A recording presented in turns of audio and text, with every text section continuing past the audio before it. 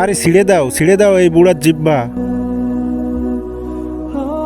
আরে কি ভাবছো, জিব্বাটা তুলে ফেলে দাও। এই বুড়াটা প্রতিদিন সকালে এসে আমাকে যন্ত্রণা দেয়, বলে রুটি বানিয়ে দাও, চা বানিয়ে দাও, আমি একবারে যন্ত্রণায় শেষ। আরে ম্যাডাম, বুড়া তো মরে যাবে।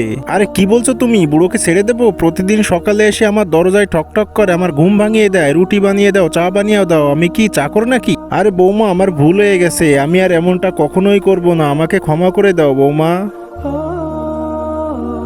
আরে ম্যাডামকে যন্ত্রণা দিস না বুড়ো, ঠিক আছে, তোর সাজা হওয়া উচিত। আরে কি বলছো, এর কান ছিঁড়ে নাও, কানটা দিয়ে কিছুই জন্য ঢোকে না, আমি যে কথাগুলো বলি সেগুলো ওর কানেই ঢুকে না, দে কান ছিঁড়ে দে।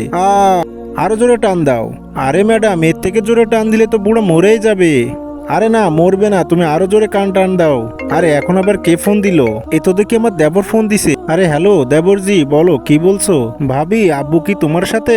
আরে না না, কেন কি হয়েছে? আরে তেমন কিছু না, আব্বুর ফোন অফ তো, তাই তোমার কাছে ফোন দিয়েছি। আরে আব্বুর ফোন তো নষ্ট হয়ে গেছে, এই জন্য হয়তো ফোন ঢুকছে না। আচ্ছা ঠিক আছে ভাবি, যখন বাসায় যাও তখন আব্বুর সাথে আমার কথা বলিয়ে দিও।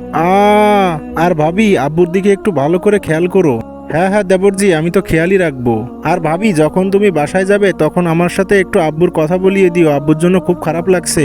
এরপর কি হয় সেটা দেখার আগে আজকে দেখবো কে কে শয়তানকে হারিয়ে আল্লাহকে জিতিয়ে দেয়। যারা আল্লাহকে ভালোবাসে অবশ্যই ভিডিওটি লাইক করে চ্যানেলটি সাবস্ক্রাইব করবে, আর কমেন্ট বক্সে আল্লাহ লিখে যাবে। আর যদি শয়তানকে ভালোবাসো তাহলে লাইক সাবস্ক্রাইব করার কোনো দরকার নেই।